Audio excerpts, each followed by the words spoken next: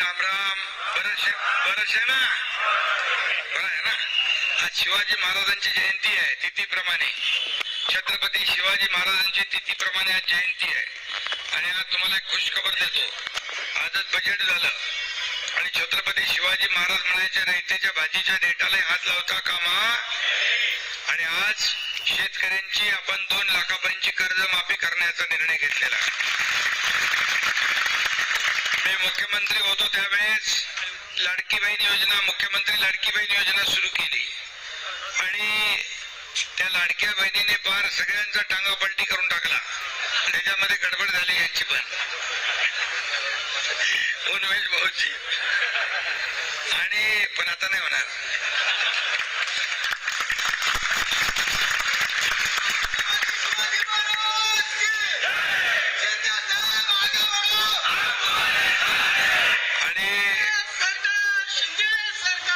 तर ते त्यावेळेस लोकसभेनंतरची परिस्थिती आपण बघितली होती, पण विधानसभेला अगदी चमत्कार केला आणि लाडक्या बहिणींनी महायुतीचं सरकार आणलं. अनेक लोक विरोधातही गेले, पण लाडकी बहीण योजना आपण सुरू ठेवली.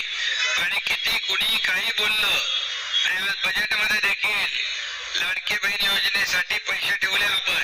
मी नेहमी काय सांगतो, कोणी काही केलं, कोणी माईकाला आला तरी लाडकी बहीण योजना कधीही बंद होणार नाही. आणि मी नेहमी सांगायचो, मला विचारायचे पत्रकार, शेतकऱ्यांची कर्जमाफी कधी करणार? कर्जमाफी करणार. मुख्यमंत्री असताना आम्ही घोषणा केली होती शेतकऱ्यांची कर्जमाफी करण्याचा. आणि कधी करणार मी म्हणायचो योग्य वेळी करणार. आणि आज बजेटमध्ये महायुती सरकारने आम्ही निवडणुकीच्या वेळेस जे आश्वासन दिलं कर्जमाफीचं ते पूर्ण करून दाखवलं. आणि म्हणून आम्ही करतो ते, जे बोलतो ते करतो आणि वचनाला जागतो, अशी शिवसेना आहे.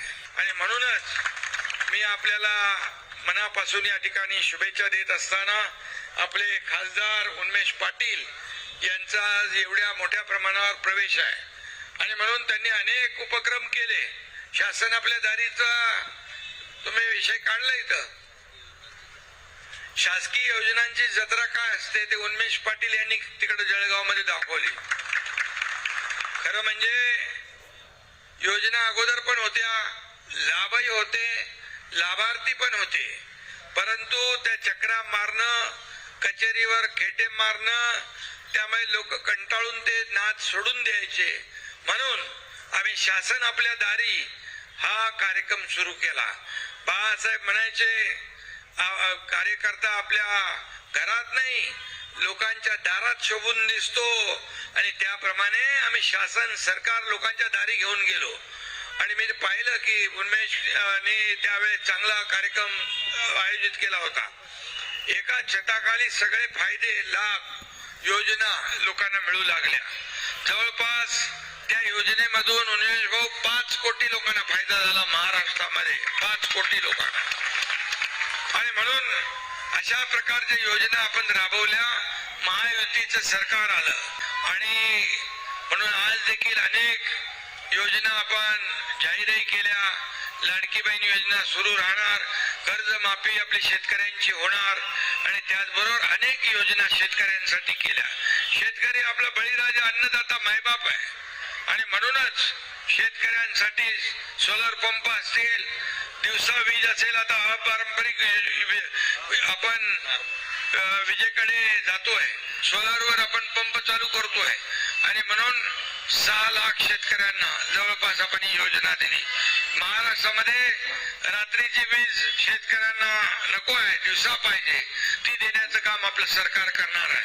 आणि म्हणून ही सगळ्या योजना, नारपारचं जे पाणी आहे ते गिरणीमध्ये येणार ना. आज नारपारला आज आपण मंजुरी दिली, 7,000 कोटीची मंजुरी दिली. दादा भुसे आपले मंत्री, त्यांनी सातत्याने त्याचा पाठपुरावा केला, गुलाबरावांनी त्याचा पाठपुरावा केला.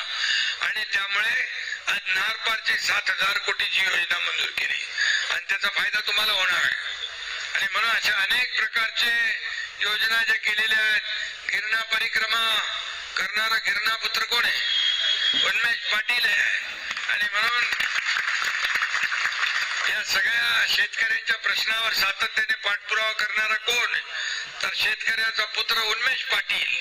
आणि मग मी देखील शेतकऱ्याचा पोरगा आहे आणि एक शाखा प्रमुख ते मुख्यमंत्री झालो मी.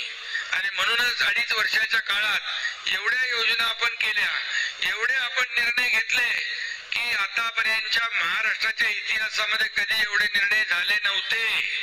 आणि आतापर्यंत 232 महायुतीचे आमदार कधी निवडून आले होते गुलाबराव? कधीच आले नव्हते. पहिल्यांदा इतिहासामध्ये 232 महायुतीचे आमदार निवडून आले, ते 2.5 वर्षात केलेल्या कामामुळे.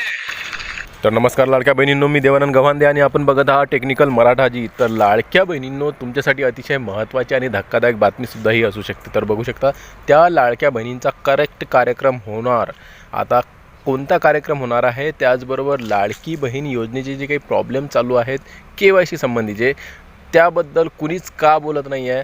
कारण की तुम्ही बघू शकता आतापर्यंत जे काही प्रेस कॉन्फरन्स झाल्या असतील किंवा मग इतर काही कार्यक्रम झाले असतील, त्या कार्यक्रमांमध्ये आणि इतरही ठिकाणून जे काही स्पष्टीकरण किंवा मग ट्विट अशा प्रकारचं कुठल्याही नेत्याचं किंवा मग अधिकाऱ्याचं आपल्या लाडकी बहीण योजनेमधील ज्या KYC राहिलेल्या महिला आहेत, ज्यांची की KYC झालीच नाही आहे, त्यांच्याबद्दल अजूनही आलेलं नाही आहे. आपण वारंवार आपल्या व्हिडिओच्या माध्यमातून सांगत आलो आहे की 15 दिवसानंतर आपल्यालासुद्धा ऑप्शन मिळू शकते किंवा मग आपल्याबद्दलसुद्धा काही ना काही कार्यवाही ते करतील, परंतु अजूनही तशा प्रकारचं काही घडलेलं नाही आहे. कारण की आपल्याला आशा आहे, अपेक्षा आहे की आपल्यासाठी सुद्धा जे काही ऑनलाईन पोर्टल आहे ते ओपन करतील किंवा त्यामध्ये एक ऑप्शन देतील, जेणेकरून ज्यांची KYC झाली नाही आहे किंवा मग ज्यांची KYC राहिलेली आहे त्यांच्यासाठी सुद्धा KYC करण्यासाठी नवीन ऑप्शन त्यांना मिळणार असं वाटत होतं. परंतु अजूनपर्यंत काही त्यामध्ये हालचाली सुरू झालेल्या नाही आहेत किंवा मग कुठल्याही नेत्याचं असं स्पष्टीकरण आलेलं नाही आहे. तर लाडक्या बहिणींनो, आपला करेक्ट कार्यक्रम होणार आहे का? कारण की तुम्ही बघू शकता, आता तुम्ही एकनाथजी शिंदे यांचं भाषण ऐकलं आहे. एका कार्यक्रमामध्ये ते बोलत होते आणि त्यामध्ये त्यांनीसुद्धा एकच गोष्ट सांगितली आहे वारंवार, की लाडकी बहीण योजना ही कधीही बंद पडणार नाही आहे आणि लाडकी बहीण योजनेसाठी 2026 आणि 2026 या वर्षाकरितासुद्धा आम्ही जो काही निधी आहे तो उपलब्ध करून दिलेला आहे, त्याची तरतूद केलेली आहे, असं त्यांचं म्हणणं होतं. आता हेच म्हणणं आपले जे काही मुख्यमंत्री आहेत देवेंद्रजी फडणवीस यांनीसुद्धा विधानसभेमध्ये सांगितलं बजेट पेश करताना, आणि त्यांनीसुद्धा तेच सांगितलं आहे. परंतु आकडा त्यामध्ये सांगितला नाही आणि आकडा असा समोर येत आहे, अशी माहिती समोर येत आहे की 21,000 कोटी रुपयांचा निधी लाडक्या बहिणींना आलेला, जो की खूप कमी आहे. या अगोदर 2025मध्ये लाडक्या बहिणींसाठी सुमारे 33 करोड रुपयाचा निधी लाडक्या बहिणी योजनेसाठी आलेला होता. म्हणजे आता त्यामध्ये किती तफावत आहे तुम्ही बघू शकता. आणि आता एक गोष्ट लक्षात घ्या, तर लाडक्या बहिणींचा ज्या 57 ते 60 लाख लाडक्या बहिणी बाकी आहेत KYC पासून वंचित आहेत, त्यापैकी फक्त ज्यांची KYC चुकलेली होती त्यांना ऑप्शन आलेला आहे आणि त्यांची चुकीची दुरुस्ती चालू आहे. आता समजूया की 35 ते 40% म्हणजेच की 40 लाख महिलांची KYC आता सध्या चालू झालेली आहे किंवा होत आहे. आता ते चुकीची दुरुस्ती करत आहेत, परंतु बाकी राहिलेल्या 20 लाख महिला ज्यांची KYC झालीच नाही आहे, ज्यांनी KYC केलीच नाही आहे, त्यांना ऑप्शन कधी मिळणार आहे? मग त्यांचा खरंच करेक्ट कार्यक्रम होणार आहे का? कारण की निधी अपुरा आहे या वर्षीचा, तुम्ही बघू शकता. आणि ऑप्शनबद्दलसुद्धा काही कोणताही नेते मंडळी सांगत नाही आहे, म्हणत नाही आहे की त्यांनासुद्धा आम्ही काही ऑप्शन देणार, अशा प्रकारचं काही वक्तव्य त्यांचं येत नाही आहे. म्हणून मग असा वाटत आहे की त्या लाडक्या बहिणी अडकतील का, त्यांचं KYC होणार नाही का, त्यांना बाद केलं जाईल का, अशी एक कुशंका मनात निर्माण होत आहे. तर याबद्दलची नवीन माहिती काही आपल्याला मिळाली तर आपण व्हिडिओच्या माध्यमातून आपल्याला सांगणार आहोत. परंतु आपल्याला अशी आशा आहे की आपल्यालासुद्धा ऑप्शन मिळणार आहे, सरकार ते लवकरच आपल्याला देणार आहे. कारण की चुकीच्या दुरुस्तीसाठीची जी काही KYC आहे ते पूर्ण झाल्यावर लगेचच आपल्यासाठी सुद्धा नवीन ऑप्शन सरकारला द्यायला पाहिजे. आणि त्याबद्दलच आपण आपले जे व्हिडिओच्या माध्यमातून सरकारला सांगण्याचा प्रयत्न करणार आहोत. आणि हा व्हिडिओ तुम्हाला कसा वाटला नक्की कमेंट्स करून सांगा. आवडल्यास लाईक करा. भेटूया पुन्हा नवीन एका व्हिडिओमध्ये. तोपर्यंत जय महाराष्ट्र.